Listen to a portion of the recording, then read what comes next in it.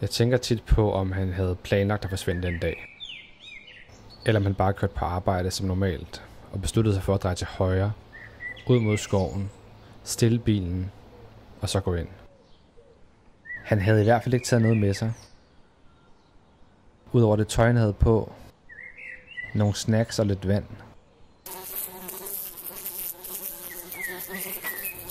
Efter at have levet i isolation i 20 år, stødte han på en hiker, der sagde hej til ham. Og så svarede han hej igen.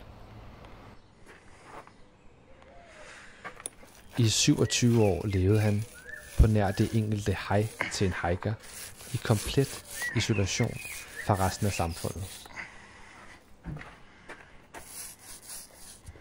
Og alligevel kun 1000 fod, cirka 300 meter væk fra en feriekoloni med besøgende, der aldrig bemærkede ham, imens han levede side om side med samfundet. Hans navn var Christoffer. Han ville gerne væk fra samfundet. Jeg ville gerne væk fra samfundet. Men Christoffer formåede alligevel at leve ubemærket side om side med samfundet i 27 år. Hvordan gjorde han det? Hvordan bevægede han sig rundt i junglen i skoven, uden at blive opdaget? Og hvorfor valgte han at forlade samfundet for at bo kun 300 meter fra civilisationen?